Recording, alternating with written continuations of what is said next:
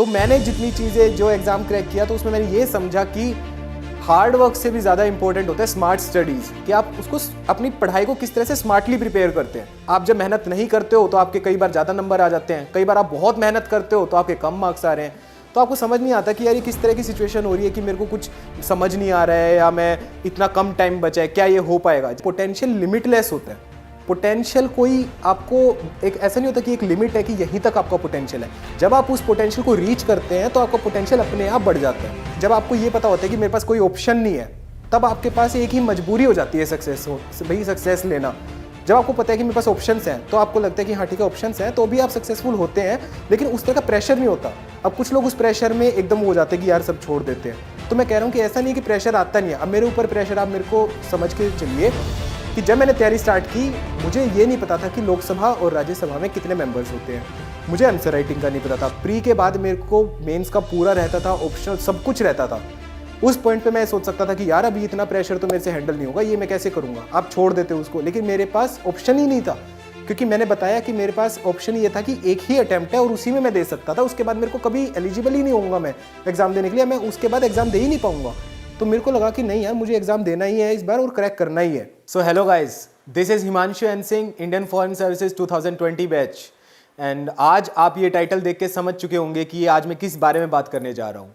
इस टाइटल का मतलब जैसे कि when the odds are against you, तो आज मैं आपको बताने जा रहा हूँ कि जब हर चीज़ आपके खिलाफ हो तो भी आप सक्सेस को कैसे हासिल कर सकते हैं। तो आज मैं पहले आपको अपनी इंट्रोडक्शन देना चाहूँगा। मेरा नाम हिमांशु एन सिंह है और मैं हिसार हरियाणा से बिलोंग करता हूँ। I come from a very low middle class family and from a humble background. और मैं आपको मेरा एजुकेशनल बैकग्राउंड देना चाहूँगा कि जब मैंने अपनी ग्रेजुएशन की है IIT दिल्ली और UPSC SCRA से, और उसके बाद मैंने अपना सिविल सर्विसेज की तैयारी स्टार्ट की। तो मैं आपको ये बताना चाहूँगा कि जब मैंने पहले एग्जाम्स करे हैं, जैसे KVPY हो गया, IIT दिल्ली हो गया या SCRA हो गया, सिविल सर्विसेज हो गया, I manage to crack all this exam in my first attempt. अब मैं आपको बताने जा रहा हूँ कि ऐसा क्या, और ये सारे के सारे एग्जाम्स हैं, they are totally different from each other. ऐसा नहीं है कि किसी एक एग्जाम को क्रैक करने की हेल्प किसी दूसरे एग्जाम में मिलती है। अब जैसे कि मैं आपको बताना चाहूँगा, जब मैंने IIT का एग्जाम दिया था तो I was a very average child जब मैंने प्रिपरेशन स्टार्ट की, लेकिन उसके बाद मुझे ये पता था कि इस एग्जाम को क्रैक करने के लिए किस तरह से मुझे तैयारी करनी है। उस सेम ऐसा मैं आपको बताना चाहूँगा कि जब मैंने सिविल सर्विसेज की तैयारी स्टार्ट की तो तब मेरे पास अराउंड 8 मंथ्स थे जिसके अंदर मेरे को ये एग्जाम क्रैक करना था, because I started preparing in August या सितंबर 2018 and I had my prelims in June 2019। तो जब मैंने तैयारी स्टार्ट की, despite managing to crack all these exams like KVPY, IIT Delhi and UPSC SCRA, I didn't know कि how many seats are there in Lok Sabha and Rajya Sabha. मतलब मुझे बिल्कुल idea नहीं था सोशल साइंसेज का कुछ भी, कि सोशल साइंस के अंदर क्या पॉलिटी है, क्या इकोनॉमिक्स है, क्या कंसेप्ट है। बिल्कुल I was completely blank when I started preparing for this civil services examination and I had only 8 months to prepare for this exam. और मेरे पास एक ही अटेम्प्ट था। मान लीजिए कुछ ऐसी पर्सनल सिचुएशंस थी, कुछ ऐसी प्रोफेशनल सिचुएशंस थी जिसकी वजह से मैं सिर्फ एक सिविल सर्विसेज का अटेम्प्ट दे सकता था, और अगर उस अटेम्प्ट में मैं अगर कर जाता तो कर जाता, वरना I had to be I had to drop the idea of being a civil servant. तो मैंने जितनी चीज़ें जो एग्जाम क्रैक किया तो उसमें मैंने ये समझा कि हार्ड वर्क से भी ज़्यादा इंपॉर्टेंट होता है स्मार्ट स्टडीज़, कि आप उसको अपनी पढ़ाई को किस तरह से स्मार्टली प्रिपेयर करते हैं। तो मैंने जो कुछ दो तीन चीज़ें समझी हैं जो मैं आपको बताना चाहूँगा कि बहुत सारी ऐसी सिचुएशंस होती हैं एक एस्पिरेंट की लाइफ में, चाहे वो किसी भी एग्जाम के लिए प्रिपेयर करे, कि उसे पता नहीं होता कि उसे किस तरह से आगे बढ़ना है। मतलब वो अगर टेस्ट सीरीज दे रहा है तो कम मार्क्स आ रहे हैं, ठीक है, और वो जब अपना सेल्फ इंट्रोस्पेक्ट करता है कि यार मैं क्या करूं, वो मेहनत करते हो। आप जब मेहनत नहीं करते हो तो आपके कई बार ज़्यादा नंबर आ जाते हैं, कई बार आप बहुत मेहनत करते हो तो आपके कम मार्क्स आ रहे हैं। तो आपको समझ नहीं आता कि यार ये किस तरह की सिचुएशन हो रही है कि मेरे को कुछ समझ नहीं आ रहा है या मैं इतना कम टाइम बचा है, क्या ये हो पाएगा। जैसे कि मैं बहुत सारे मेरे पास क्वेश्चंस आते हैं स्टूडेंट्स के, एस्पिरेंट्स के, मेरे इंस्टाग्राम अकाउंट पे, जिसके अंदर लोग मुझसे ये पूछते हैं कि सर मेरे ना 12th के अंदर इतने मार्क्स थे, क्या उससे मेरे इंटरव्यू पे फ़र्क पड़ेगा। सर मैंने ग्रेजुएशन बहुत एक नॉर्मल कॉलेज से किया है, क्या मेरे इंटरव्यू में मार्क्स उससे इम्पैक्ट होंगे। क्या मैं कॉलेजेस में इतनी बार फेल हुआ हूँ तो क्या मैं सिविल सर्विसेज में नहीं आ सकता। इतने सारे क्वेश्चंस, इतने सारे सेल्फ डाउट्स लेके लोग आते हैं कि मेरे में ये कमी है और उस कमी की वजह से क्या मेरे को सिविल सर्विसेज में कोई डिसएडवांटेज है। तो मैं आपको ये बताना चाहूँगा कि पहली चीज़ जो आपको अपने माइंड में क्लियर रखनी है वो ये रखनी है कि कैसा भी डिसएडवांटेज हो, आप कोई भी एग्जाम क्रैक कर सकते हो। पहली चीज तो आप ये दिमाग में रख लीजिए, क्योंकि जिसने सिविल सर्विसेज दिया है बहुत लोगों के साथ हर टाइप की सिचुएशन बनी है और फिर भी लोगों ने वो एग्जाम क्रैक किया है। दूसरी चीज ये है कि मान लीजिए कोई चीज आपकी डिसएडवांटेज है, कोई आपकी वीकनेस है, आपको पता है कि मेरा कॉलेज नॉर्मल है, तो क्या आप उसके बारे में कुछ चेंज कर सकते हो? आप उसके बारे में कुछ भी चेंज नहीं कर सकते, लेकिन आप उसके बारे में सोच के अपना सिविल सर्विसेज की तैयारी पे इंपैक्ट आएगा, जिसकी वजह से आप सिविल सर्विस की तैयारी जो है उसके अंदर कहीं कमी रह जाएगी। तो जो भी चीज आपको लगता है कि ये डिसएडवांटेजेस है, ये सब सोचना बंद कर दो, क्योंकि आप उन चीज के बारे में कुछ कर नहीं सकते। तो आपको जिस चीज के बारे में कुछ कर नहीं सकते, तो आप ये मान के चलो कि उस चीज का कोई फर्क नहीं पड़ता। पढ़ने को फर्क हो सकता है कि बहुत ज्यादा एजुकेशन का भी फर्क पड़ सकता है कई बार, कि आप इतनी सारी चीजें, किसी ने मान लीजिए एमबीबीएस करी, एमडी करी, फिर डीएम किया, फिर बाहर से जाके उन्होंने एमबीए किया, मतलब बहुत सारी ऐसी कई सारी डिग्रीज करने के बाद कोई सिविल सर्विसेज में आ रहा है। तो अब आपको क्या लगता है कि हो सकता है वो भी कोई डिसएडवांटेजेस पोजीशन पे हो, कि बोर्ड के मेंबर्स को लगे कि इतनी सारी एजुकेशन ली है आपने, तो आप डिसाइड ही नहीं कर पा रहे कि आपको करियर में क्या करना है। तो ये भी एक डिसएडवांटेज पोजीशन है, इतना कुछ अचीव करने के बाद भी। और एक ऐसा भी है कि एक नॉर्मल कॉलेज से बंदा आया जिसने कोई और एग्जाम की तैयारी नहीं करी, उसने सिविल सर्विसेज के ऊपर ही लगा हुआ है, 5 अटेम्प्ट भी हो चुके हैं। तो हो सकता है बोर्ड मेंबर्स को भी लगे कि ये अपने करियर में बहुत डिसाइडेड, बहुत सॉर्टेड है कि इसको सिविल सर्विसेज ही चाहिए। तो इस तरह की चीजें होती है कि कुछ भी एडवांटेज में हो सकता है, कुछ भी डिसएडवांटेजेस हो सकता है। तो आपको ये नहीं सोचना कि यार मेरा ना ये एग्जाम क्रैक नहीं हो रहा या मैं यहां फेल हुआ हूं। आप जिंदगी में चाहे हर जगह फेल हुए हो, फिर भी आप सिविल सर्विसेज में सक्सेसफुल हो सकते हो। अब मैं ऑड्स पे आता हूं कि आपको लगेगा कि ये ऑड्स मेरे अगेंस्ट हैं या ये मैं नहीं कर पाऊंगा। मान लीजिए कुछ लोग होते हैं जिनको लगता है कि यार मेरा ना ये ऑप्शनल सब्जेक्ट है और इस ऑप्शनल में नंबर नहीं आ रहे। अब जैसे मैं आपको बताना चाहूंगा, मेरा ऑप्शनल पब्लिक एडमिनिस्ट्रेशन था और मेरे पास पब्लिक एडमिनिस्ट्रेशन को ऑप्शनल को प्रिपेयर करने के लिए अराउंड 30 डेज थे, जिसमें से मैं प्रिपेयर 25 डेज के अंदर मैंने अपना ऑप्शनल किया। अब मैं ये सोच सकता था कि मैंने कभी, मान लीजिए जब मैंने अगस्त में तैयारी स्टार्ट की, अक्टूबर के अंदर तैयारी स्टार्ट की, तो अक्टूबर में जब मैंने तैयारी स्टार्ट की तो उसके बाद मैंने सिविल सर्विसेज का मतलब जब मेरे को एबीसीडी भी नहीं पता, तो मेरा टारगेट क्या होना चाहिए? क्या मेरा टारगेट ये होना चाहिए कि मैं ऑप्शनल कर लूं, मैं इंटरव्यू की तैयारी कर लूं और फिर मैं प्रीलिम्स की तैयारी कर लूं, या ये होना चाहिए कि यार पहला स्टेप क्या है? सिविल सर्विसेज जब ये कोई एग्जाम है, ये 3 डोर्स हैं बेसिकली। पहला प्री है, फिर मेंस है और फिर इंटरव्यू है। जब आपके पास आप एकदम डोर के सामने खड़े हो, मान लीजिए आपके सामने प्री का डोर खड़ा है और आपको प्री को क्रैक करना है, तो आप उस वक्त ये नहीं सोचेंगे ना कि मैं इंटरव्यू के डोर को कैसे खोलने वाला हूं, आप सोचेंगे मैं प्री को कैसे करने वाला हूं। तो जब टाइम लिमिट कम होती है, मान लीजिए मेरे पास टाइम लिमिट थी, अक्टूबर से तैयारी करनी थी और जून में एग्जाम था, तो मेरी जो प्रायोरिटी थी, मेरी प्रायोरिटी ये नहीं थी कि इंटरव्यू की तैयारी कर लूं, मेरी प्रायोरिटी ये नहीं थी कि मैं मेंस की बहुत अच्छे से तैयारी कर लूं। मेरे को माइंड में रहता था कि हाँ मेरे पास टाइम बचेगा तो मैं मेंस की आंसर राइटिंग कर लूंगा, जो एक आइडियल एस्पिरेंट को करना चाहिए, जिसके पास बहुत टाइम है। लेकिन जिनके पास बिल्कुल टाइम नहीं है, जो जॉब के साथ तैयारी कर रहे हैं, उनको कहीं ना कहीं कॉम्प्रोमाइज करना पड़ता है। अब वो कॉम्प्रोमाइज किस तरह से करना है मैं आपको वो समझाने जा रहा हूं। जैसे कि मेरा था कि मैंने पहले प्री पे फोकस किया, मेरे को ये था कि यार मेरे को प्री निकालना है किसी तरह, और प्री के बाद देखेंगे आगे क्या होगा, लेकिन प्री मेरे को जरूर निकालना है। मैं मेंस और इंटरव्यू की तैयारी करता रहूं और प्री ना निकले तो फिर वो मेरा लॉस हो जाएगा, क्योंकि जिस चीज की मैंने तैयारी की वो तो मेरे को देने का मौका ही नहीं मिला। तो यही लोग बहुत सारी गलतियां करते हैं कि लोग मेंस के इतने आंसर लिखते हैं, इतने आंसर लगते हैं कि प्री की तैयारी में थोड़ा कॉम्प्रोमाइज हो जाता है। और जब आपका प्री नहीं हो रहा तो आप सोचेंगे यार मेरे को तो मेंस लिखने का ही मौका नहीं मिल रहा। तो मेरा ये टारगेट था कि पहले मैं किसी तरह प्री को क्रैक करूं। तो मैंने जब तैयारी स्टार्ट की तो मेरे को कुछ नहीं आता, मैंने सोचा यार पॉलिटी कहाँ से पढूं, कुछ सारे सोर्सेज उठाए। तो मेरा हमेशा से जितने मैंने एग्जाम दिए, मेरा स्ट्रेटेजी हमेशा ये रही है कि सोर्सेज जितने लिमिटेड हो और जितना रिविजन हो जाए। हर एक एग्जाम में ये मैंने अप्लाई किया और हर एग्जाम में मेरे को रिजल्ट दिखा है कि लिमिटेड सोर्सेज को मल्टीपल रिवीजन से जब मैंने मल्टीप्लाई किया है तो उससे मैंने बहुत ज्यादा गेन किया और एग्जाम्स के अंदर मुझे बहुत हेल्प मिली है, चाहे आईआईटी हो, चाहे केवीपीवाई हो, चाहे एससीआरए हो और चाहे सिविल सर्विसेज हो।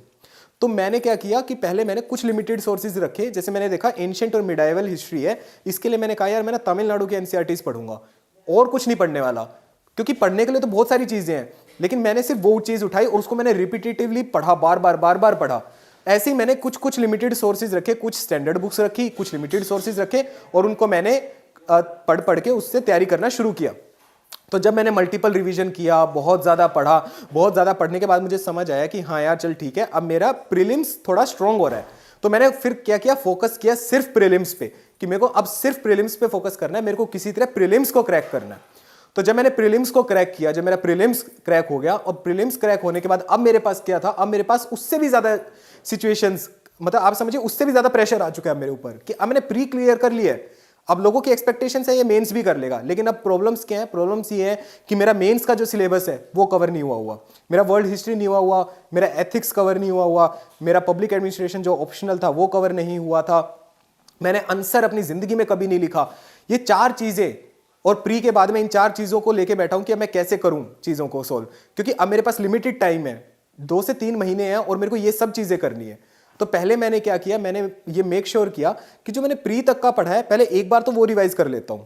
तो उसको रिवाइज करने में मेरे को 20 दिन लग गए। जो मैंने पूरा प्री का पढ़ा था मैं एक बार उसको रिवाइज कर लिया, क्योंकि प्री और मेंस की तैयारी अलग है। Pre is basically objective type of exam की आपको याद होना चाहिए, फिगर्स याद होनी चाहिए, आपको 4 ऑप्शंस में से चूज करना है। लेकिन मेंस अलग है, मेंस सब्जेक्टिविटी मांगता है। तो मेंस के अंदर आपको कोई फिगर्स या वो सब याद करने की जरूरत नहीं है, उसमें आपको लिखना होता है। तो मैंने तो पहले फिल्टर आउट किया कि प्री में मैंने ना ये सब चीजें याद की थी, इनमें से ये चीजों का मेंस में कोई सिग्निफिकेंस है नहीं, तो मैंने उन चीजों को दिमाग से डिलीट किया। ठीक है, जो एक चीज है जो आपको आनी चाहिए वो ये आनी चाहिए कि आपने कुछ लर्न किया और उसको अनलर्न भी करना आना चाहिए।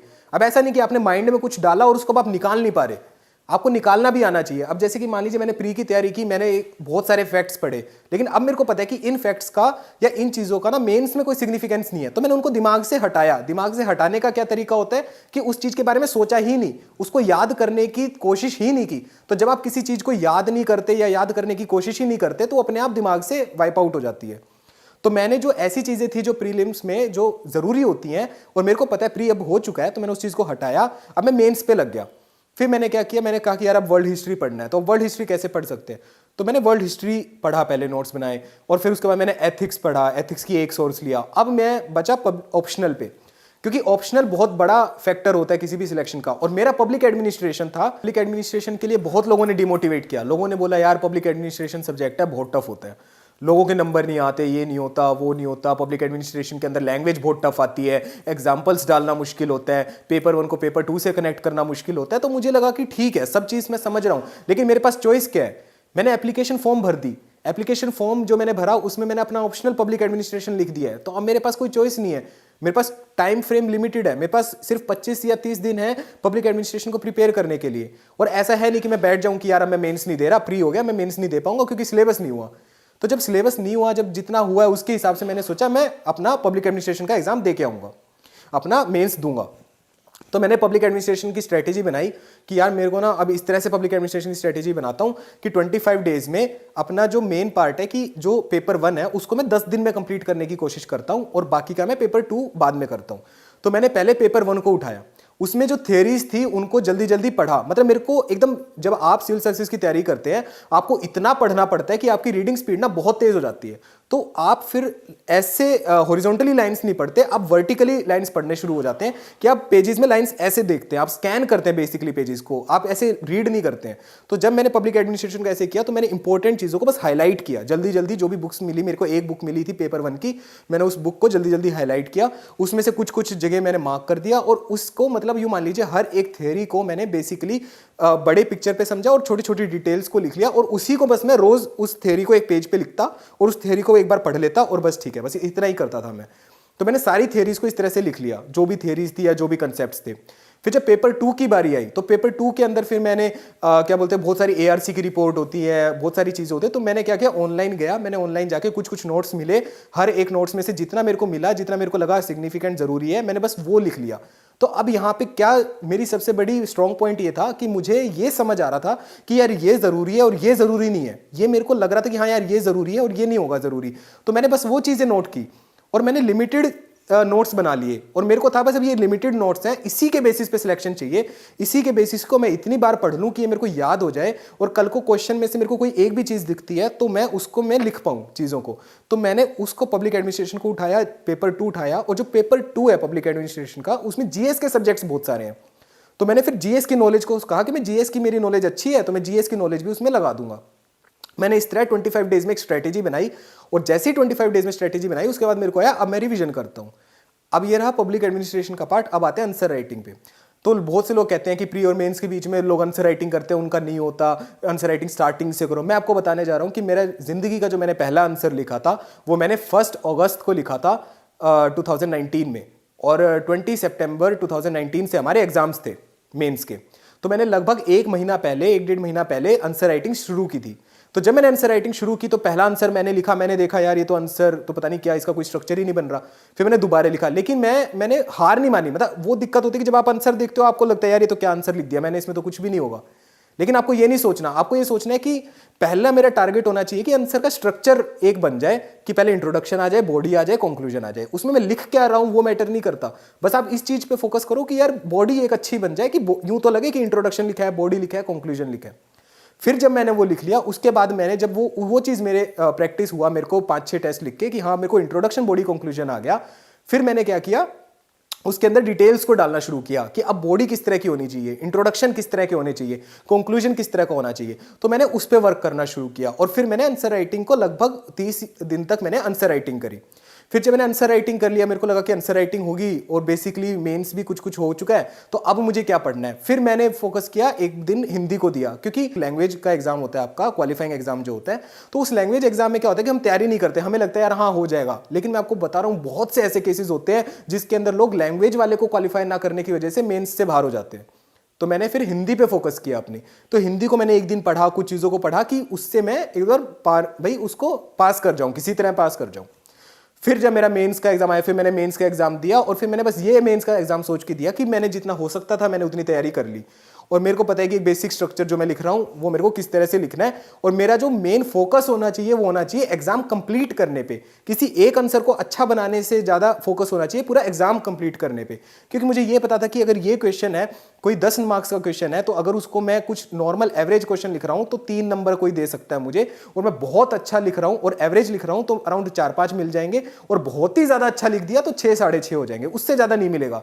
और अगर इसी पॉइंट पे अगर मेरे कुछ क्वेश्चंस रह गए तो मेरे लगभग 6, मतलब एक क्वेश्चन पे 4 नंबर का लॉस है। तो मुझे था कि मैं यहां से 2 नंबर गेन कर रहा हूं, और इसको अगर मैं छोड़ दूं और बाद में सारे क्वेश्चन अटेम्प्ट कर लूं तो मैं 4 गेन कर रहा हूं।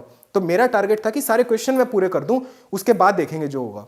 फिर कुछ जगह अब लोग मेरे को बोलते हैं कि सर क्या चार्ट्स बनाए, डायग्राम बनाए, तो मैं डायग्राम बनाता था, लेकिन जहां डायग्राम मेरे को लगा कि जरूरी है वहीं बनाता था, जबरदस्ती का डायग्राम नहीं बनाता था। और मेरा ये मानना था कि डायग्राम जरूरी नहीं है, मतलब आपको अपनी बात पहुंचानी है बस किसी तरह। और जो आपकी बात पहुंचानी है उसके लिए आपके 2 चीजें होती है कि पहली चीज तो आपने लिखा हो वो चीज पेपर के अंदर, तो वो बात पहुंचती है, और दूसरी चीज कि वो जो एग्जामिनर आपका एग्जाम चेक कर रहा है वो उस चीज को देख भी ले।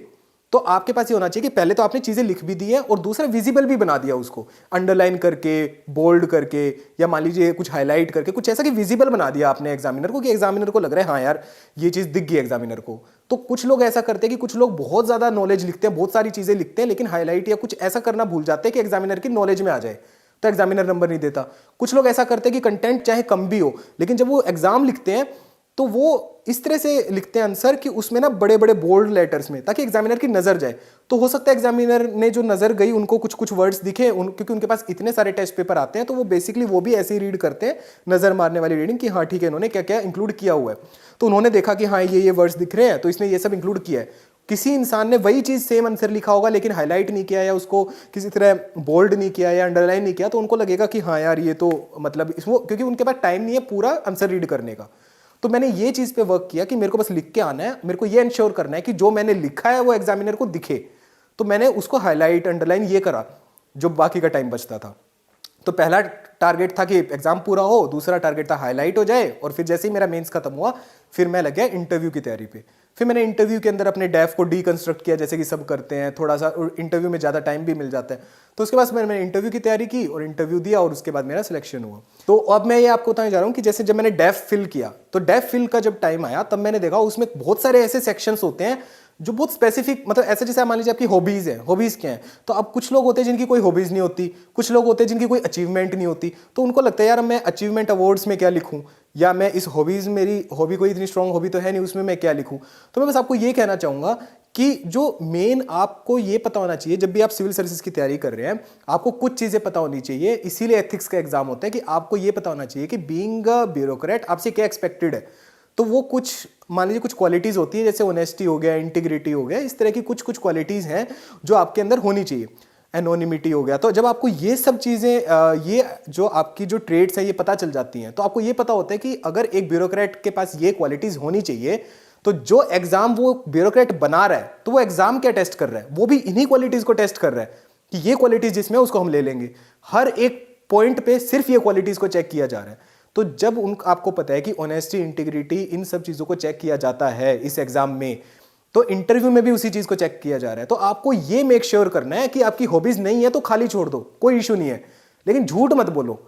मतलब कभी भी इंटरव्यू में या कहीं भी झूठ नहीं बोलना है, या आप अपने माइंड में रखिए, आपको कुछ पोर्ट्रे नहीं करना है, कुछ फेक नहीं करना है, क्योंकि वहां जो लोग बैठे हैं वो बहुत ज़्यादा एक्सपीरियंस लोग होते हैं, जो आपकी बॉडी लैंग्वेज, मतलब आपकी बॉडी लैंग्वेज से भी आप बता सकते हैं कि आप कब झूठ बोल रहे हैं, कब क्या कर रहे हैं। आपको रियलाइज भी नहीं होगा कि वो आपके, मतलब they can see through you कि आप क्या सोच रहे हैं और किस तरह से आप झूठ बोल रहे हैं, किस तरह से बचना चाह रहे हैं। तो मैं बस वही कहूंगा कि आप एकदम ऐसे बैठे कि उनको सब पता है, और ऑनेस्ट रहिए अपने कोई भी आंसर कर रहे हैं कोई भी चीज़ में। तो अगर आपकी हॉबीज नहीं है तो खाली छोड़ दो, कोई इशू नहीं है। जैसे मैंने बोला कि जिस इंसान को एग्जाम क्रैक करना है वो उस एग्जाम को क्रैक करेगा, चाहे उसकी सारी चीज़ें उसके अगेंस्ट जा रही हूँ, कि उसकी हॉबीज कोई नहीं है तो भी वो क्रैक करेगा, उसके अगर इंग्लिश अच्छी नहीं है तो भी वो क्रैक करेगा, किसी का ऑप्शनल यूं है कि ऑप्शनल उसमें मार्क्स नहीं आते वो भी क्रैक करेगा। तो मैं वही कह रहा हूं कि आपको ये नहीं सोचना कि क्या चीज़ें ऐसी हैं जो आपको पीछे होल्ड बैक कर रही हैं, आपको ये सोचना है कि कौन सी चीज़ें हैं जो आपको आगे पुश कर रही हैं जाने के लिए, उन चीज़ पे फोकस करना है। आपको ये नहीं सोचना कि मेरे अंदर ये कमी है या मेरे पास ये नहीं था तो क्या मैं इसकी वजह से कोई मेरा डिसएडवांटेज है, ये कभी नहीं सोचना। आपका सोचना ही ये है कि मेरा इसका तो एडवांटेज है, इस चीज का तो मेरे को एडवांटेज मिलेगा। अब जैसे मेरा पब्लिक एडमिनिस्ट्रेशन के लिए मुझे बोला गया कि पब्लिक एडमिनिस्ट्रेशन में नंबर नहीं आते, तो मेरे को ये पता था कि अगर मैं ये सोचूं कि पब्लिक एडमिनिस्ट्रेशन में 5 साल तक नंबर नहीं आए, ये नहीं हुआ, वो नहीं हुआ, तो मैं सोच सकता हूं कि यार इतना टफ लैंग्वेज होती है, ये होता है, तो मैं कैसे करूंगा पब्लिक एडमिनिस्ट्रेशन, और मेरे पास तो टाइम भी 25 दिन का है। लेकिन मैंने क्या सोचा, मैंने सोचा कि यार पब्लिक एडमिनिस्ट्रेशन एक ऐसा सब्जेक्ट है जो जीएस पेपर्स में हेल्प करता है। मान लीजिए मेरे ऑप्शनल के अंदर अगर 40 नंबर कम भी आ रहे हैं तो मैं ऊपर के जीएस के पेपर में हर एक पेपर में 10-10 नंबर एक्स्ट्रा लेके आऊंगा पब्लिक एडमिनिस्ट्रेशन की वजह से। और वो अगर मैं इसके अंदर मेरे को बेनिफिट कर रहा है पब्लिक एडमिनिस्ट्रेशन, तो बहुत अच्छी बात है इस ऑप्शनल की। तो ये सोच के मैंने कहा कि नहीं, मैं पब्लिक एडमिनिस्ट्रेशन लूंगा क्योंकि वो जीएस में मुझे हेल्प करता है। तो मैंने एक पॉजिटिव साइड पे देखा कि हाँ एडवांटेज है, मैंने ये नहीं देखा कि उसका डिसएडवांटेज क्या है। तो सेम चीज आपको ये ध्यान रखनी है, जब आप एग्जाम की तैयारी कर रहे हो तो बहुत सारी चीजें होती है जो आपको पीछे खींचती हैं। जैसे मान लीजिए आप कोई जॉब करते हैं, तो जॉब करेंगे तो आपको लगेगा यार मैं तो ना सुबह से शाम तक जॉब करता हूँ, शाम को आता हूँ, मेरे को 2-3 घंटे बचते हैं, तो अब मैं क्या करूँ, उसमें मैं न्यूज़पेपर पढ़ लूंगा तो मेरे पास आधा घंटा बचेगा, 1 घंटा पड़ेगा, तो मैं तो तैयारी कर नहीं पाऊंगा। तो मैं आपको वही कहना चाह रहा हूँ कि जब इस तरह की चीज़ें होती हैं तो ऐसा नहीं है कि ये चीज़ें ऐसा है कि आपको रोक रही हैं या ये आपका सिलेक्शन इंश्योर नहीं करने दे रही है, आपको लग रहा है कि सिलेक्शन नहीं होगा। बहुत सारे मेरे ऐसे बैचमेट्स हैं जो जॉब करते हुए आए हैं, मतलब जिन्होंने बहुत कम टाइम डिवोट किया है फिर भी आए हैं, क्योंकि उनकी जो स्ट्रेटेजी थी, जो उनकी तैयारी करने का स्टाइल था, जो स्मार्ट स्टडी उन्होंने की, वो एक बहुत ही अच्छे लेवल पे की। तो मैं वही कहना चाह रहा हूँ कि आप जो पढ़ रहे हैं आप थोड़ा दिमाग लगा के और सोच समझ के स्मार्ट स्टडीज कीजिए। जैसे कि मान लीजिए अगर आप जॉब पे जाते हैं, आपका बहुत टाइम आपको लग रहा है कि मैं किसी और चीज़ में भी इन्वॉल्व हूँ, आप जॉब पे जाते हैं, तो आप ये ध्यान रखिए कि सुबह अगर मैं जा रहा हूँ तो मेरा टाइम शेड्यूल क्या है। आप सुबह उठते हैं 5 बजे मान लीजिए, और फिर आप पूरा एक दिन क्या काम कीजिए, आप अपना बस शेड्यूल बनाइए। जिस दिन आप तैयारी करना स्टार्ट कर रहे हैं, आप सुबह से लेके शाम तक अपना बस शेड्यूल लिखिए पेपर पे कि मैं इतने बजे उठा, मैंने इस पे ये किया, ये किया। रात तक आप एक अपना शेड्यूल बना लीजिए जो आपका डेली रूटीन है। अब आप जब डेली रूटीन बनाएंगे फिर आप रात को बैठिए और उसको देखिए कि आप कहाँ कहाँ टाइम वेस्ट कर रहे हो, और उस चीज को वहां से टाइम आप वहां से निकालिए कि हाँ ये कट किया, इसको कट शॉर्ट किया, ये टाइम इस चीज की जरूरत नहीं थी, ये मैंने वेस्ट कर दिया। ऐसे जब आप करेंगे तो आपका क्या होगा कि बहुत सारी टाइम आपका कटता जाएगा और आपके पास टाइम ज्यादा बच जाएगा। तो आप इस तरह से सोचिए। अगर आप सोचेंगे कि हाँ मैं कल ज्यादा टाइम निकालूंगा, जब आपको यही नहीं पता कि मैं टाइम दे कहाँ रहा हूं, तो आप टाइम निकालेंगे कहां से, क्योंकि आपको यही नहीं पता कि मैं टाइम ज़्यादा दे आ रहा हूँ। तो आपको पहले एक शेड्यूल बनाइए, वो टाइम कटिंग करिए कि हाँ ये इस चीज़ की जरूरत नहीं है, यहाँ से ये इतना टाइम निकाल लिया, इतना टाइम निकाल लिया, और जितना टाइम बचा उसमें न्यूज़पेपर रीड कीजिए और धीरे धीरे आप एनसीईआरटी से स्टार्ट कीजिए और फिर स्टैंडर्ड बुक्स पे चले जाइए। तो ये एक तरीका होता है जो कोई जॉब में तैयारी कर रहा होता है। सेम ऐसा कि जो मेरे पास बहुत सारे ऑप्शन लोगों के मैसेजेस आते हैं कि मैं स्कूल में हूँ, मैं कॉलेजेस में हूँ, तो मैं कह रहा हूँ कि जो ये एग्ज़ाम है, ये एग्ज़ाम आप ग्रेजुएशन के लास्ट ईयर में या ग्रेजुएशन के बाद प्रिपेयर करना शुरू कीजिए। आप पहले से मत कीजिए, क्योंकि पहले से आप प्रिपेयर कर रहे हैं तो मैंने जैसे बोला कि एडवांटेज भी है लेकिन डिसएडवांटेज भी है। एडवांटेज है कि आपके पास टाइम बहुत है, चलो ठीक है, लेकिन डिसएडवांटेज क्या है कि आपके लिए वो बोरिंग हो जाएगा। आप जब स्टार्ट करते हैं कोई भी चीज़ को तो आप बहुत एनर्जाइज्ड होते हैं कि हाँ मैं कुछ नई चीज़ स्टार्ट कर रहा हूँ, तो बहुत अच्छा लगता है, आपको एक्साइटमेंट होती है, आप आउट ऑफ एक्साइटमेंट चीज़ें पढ़ते हैं।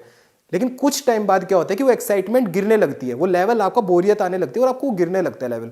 अब मान लीजिए आपने स्टार्ट किया अपने कॉलेज के फर्स्ट ईयर में, 3rd ईयर तक आते आते आप एकदम वो हो चुके हैं कि मेरे को सब आ गया, लेकिन अब मैं बोर हो गया हूँ उसका पढ़ के।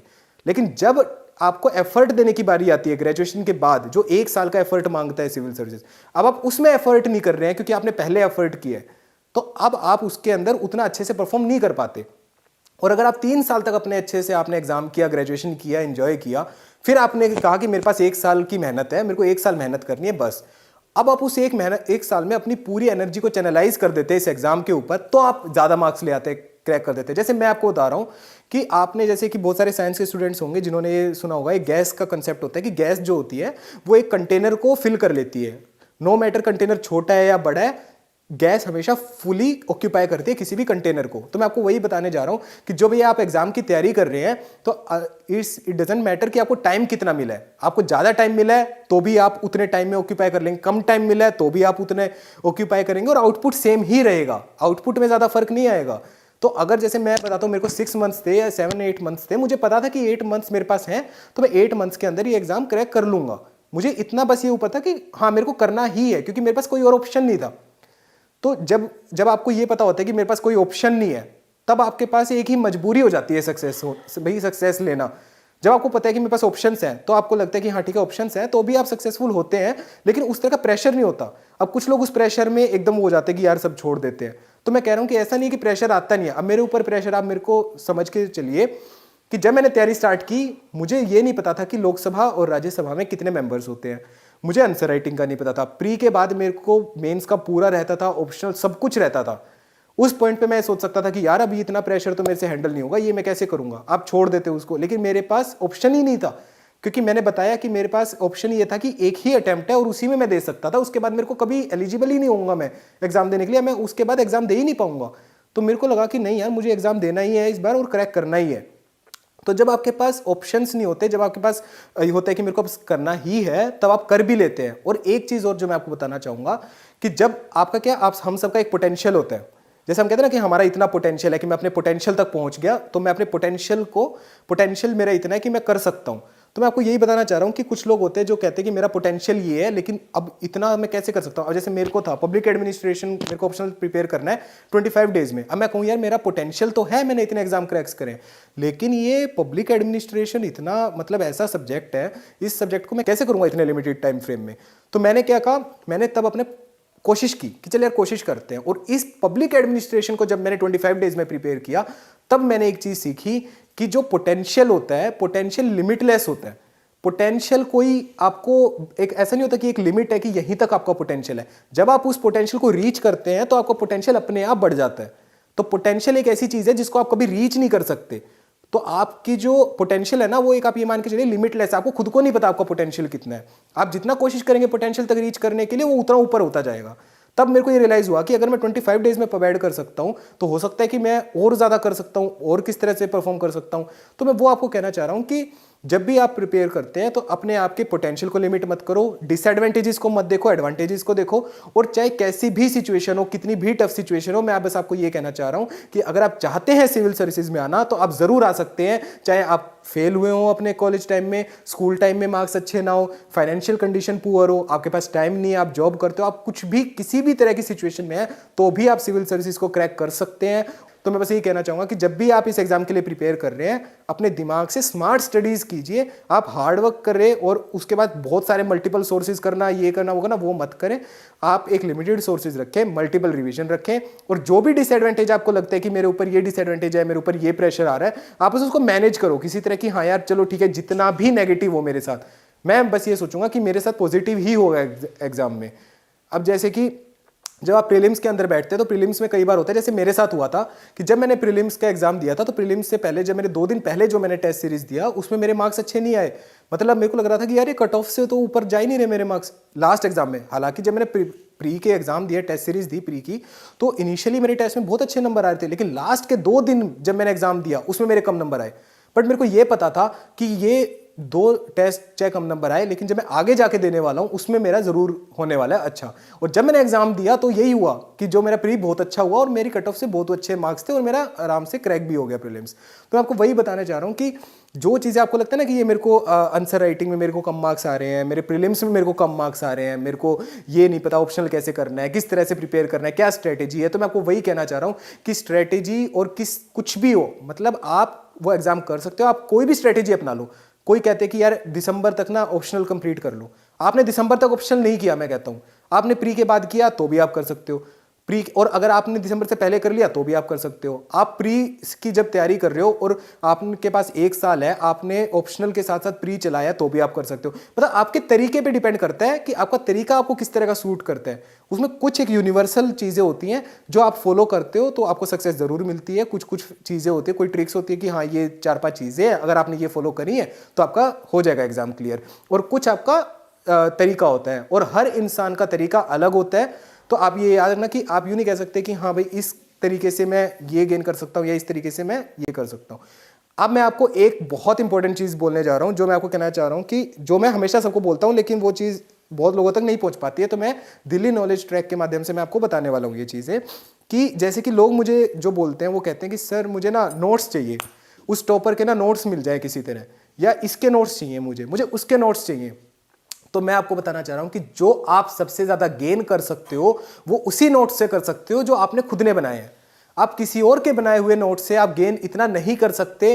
और ये मतलब ये एक चीज़ है जो मुझे नहीं पता क्यों नहीं समझते लोग, लेकिन ये एकदम आप एक्सपीरियंस करेंगे। जैसे मैं आपको एकदम लॉजिकली समझाता हूँ। मान लीजिए एक कोई मैं लक्ष्मीकांत बुक पढ़ता हूँ, और लक्ष्मीकांत बुक को मैं जब पढ़ रहा हूँ तो मैं पहली रीडिंग देता हूँ और नोट्स में सेकेंड रीडिंग में बनाता हूँ। मान लीजिए तो मैंने पहली रीडिंग दी, पहली रीडिंग के बाद जब मैं सेकंड रीडिंग दे रहा हूं तो अब मैं नोट्स किस चीज के बना रहा हूं? मैं नोट्स उस चीज के बना रहा हूं जो चीज मेरे को याद नहीं रह रही।